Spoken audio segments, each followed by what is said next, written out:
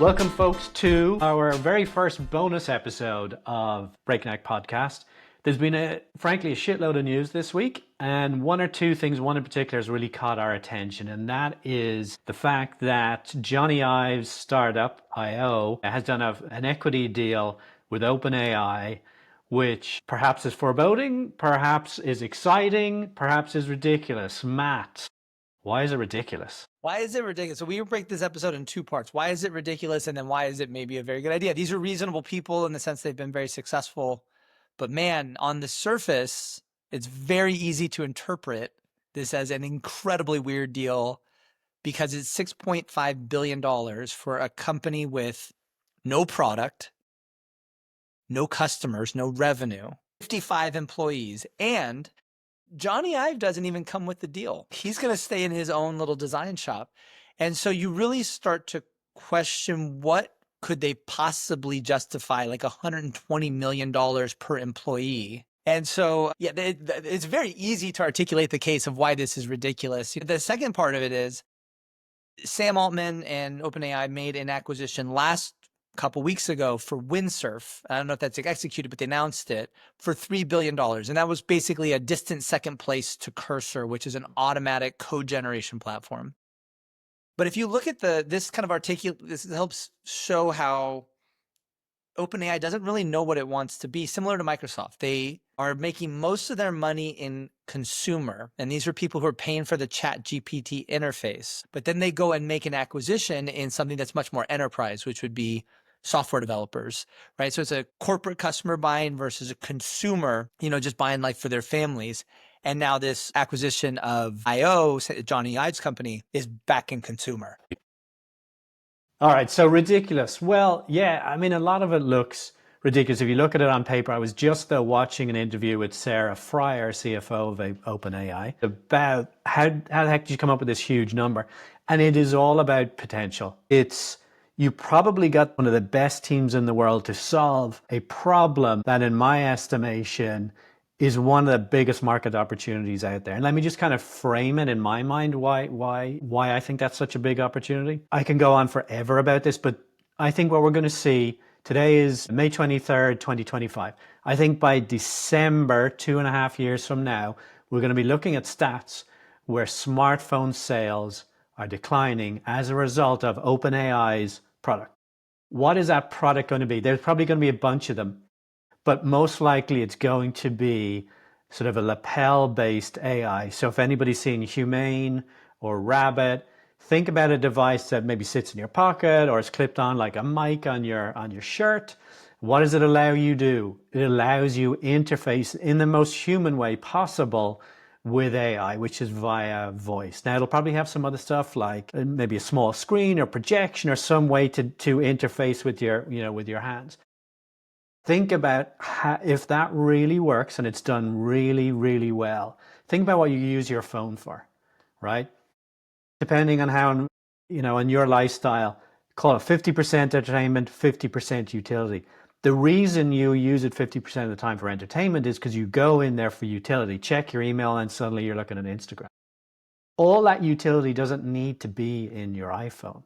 That can be interacted with via voice. And well, we can talk about kind of responsibility and reasons why Jony Ive might be motivated to do this.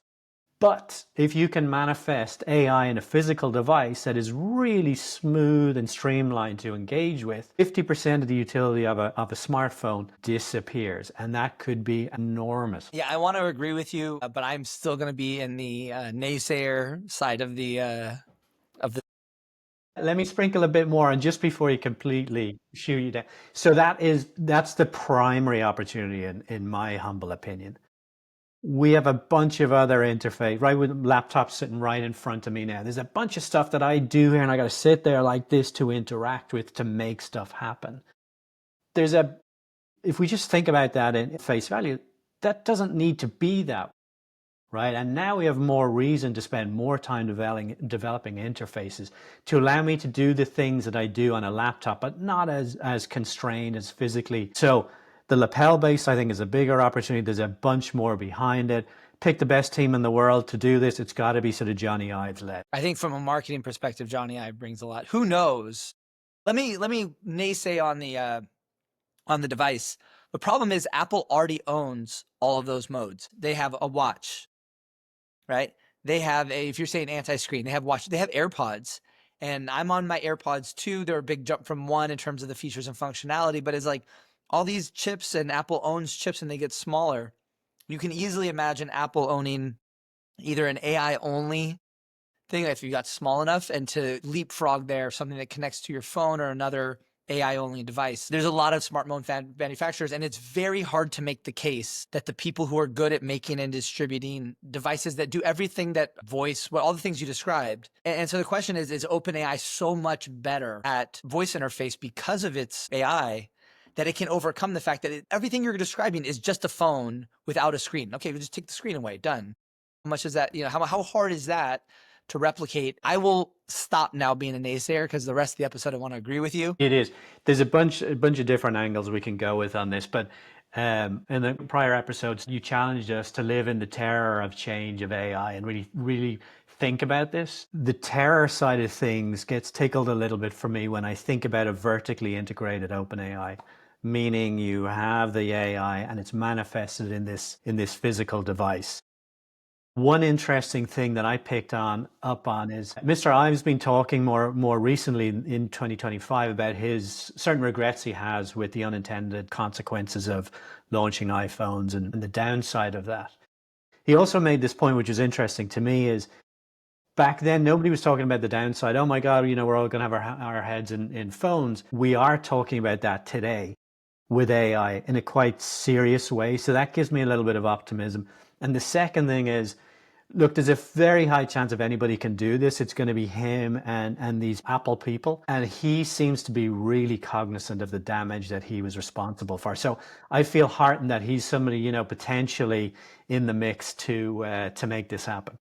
I think Jony Ive is a very talented salesman as well as a designer. That's all I'll say.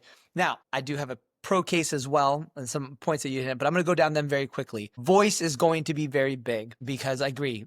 Everyone regrets basically most of the time spent staring at their phone, but voice is all the utility stuff. And I think voice is now a much more powerful interface. From my own experience, people talk and give you a lot more information when you're talking to them than if you force them to type. And so, for instance, if you want to collect data as an enterprise, instead of having people write emails at a computer, just narrate them, you're probably going to get higher productivity from your employees. So I think voice is going to be valuable beyond just as a way to access your computer, but as a way to really get way more bandwidth out of people. And the company's called IO. So it's like, I think that's kind of, for me, resonates. Two, phones are commodities.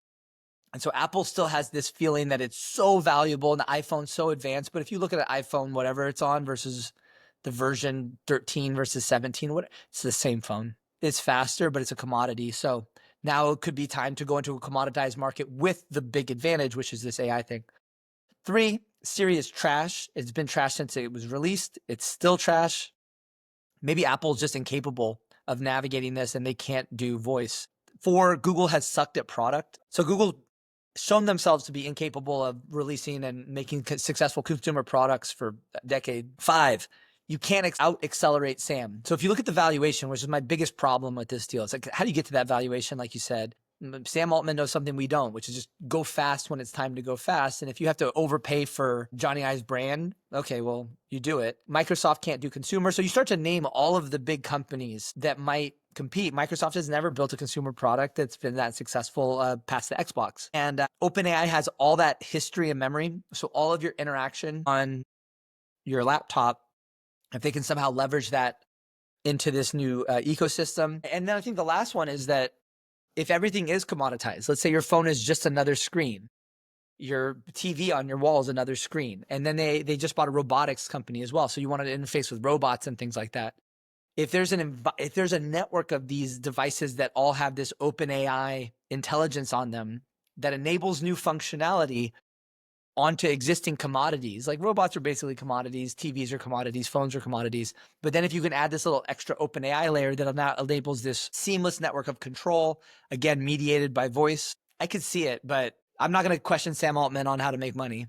Yeah, I agree with a bunch of that. The feeling for me is we've got an Uber and a Lyft dynamic going on, meaning we've got OpenAI and Anthropic, right? If I draw that comparison, feels like OpenAI is more aggressive. They're moving ahead. They're looking for that vertical integration, which is really interesting from a margin protection sort of perspective, right? If you're that vertically integrated and you own that consumer, I think the LLMs ultimately are getting commoditized at some point unless they keep progressing and advancing. So that's super interesting. The other thing, as you describe it, that's kind of crystallizing in front of me is sort of iOS slash Apple versus Android. You have Google, who I don't know that I agree with you, has never built any good. Actually, I will disagree with you because I can see a piece of hardware that's Google right in front of me, which is my Wi-Fi network. But Android phones, pretty damn good. Open sort of PC type of a model. There's a chance for them to build a fairly vertically integrated model as well. I don't think it was Anthropic versus OpenAI. The $6.5 billion valuation. I mean, maybe it's just OpenAI bucks and it's funny money, but my expectation that there was another bidder. And the three people that could bid on this in my mind would be OpenAI, Google, and Apple. The most likely suspects. Apple, obviously, you have this huge device to protect. Google, of course, has all the advantages and more of OpenAI. So perhaps is less reliant on a new device because they have Android and they can leverage that into this whole device ecosystem. But I think at $6.5 billion, I don't think Anthropic's throwing away that amount of money on 55 people. So I think Anthropic is a second place in this market. I think OpenAI is trying to leverage themselves up to be with the big kids and Google and Apple. And that's why they had to pay this amount right now to change the story so that they're on that level and not with Anthropic. Yeah, it's a bit like the sports team that signs the amazing player at a ridiculous price and gives up equity in their sports franchise. It is a fantastic opportunity. It probably pays for itself in terms of the valuation, in terms of the story that you get to tell. That's a Well, lot of money to pay for itself, well, but what's their current valuation? I think they've raised 200 30. billion, 100 billion, I don't know. It's all like I'm investing in a sub vehicle that's partially owned by OpenAI and administered through a public benefit corp. I don't know how Yeah, much is worth anything at this point. And that might be another thing, is that the valuation is just an artifact of the fact that, like, who knows if this equity is worth anything. So there's an equity risk premium that's associated with yeah. the valuation. So Okay.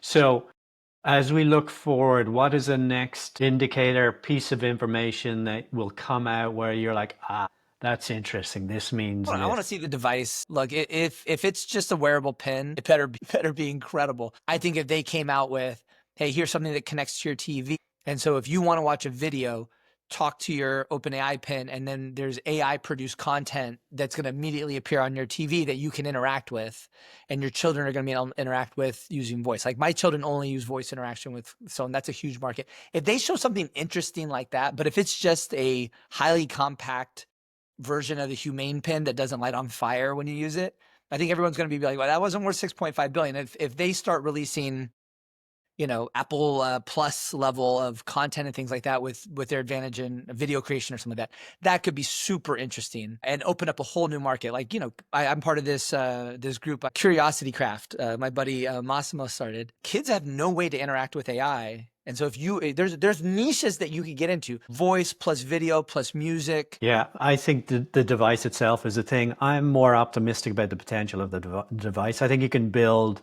what you're talking about. I think they will with the really interesting partners. But it's more about unlocking, for me, more about unlocking this new user interface, what that is.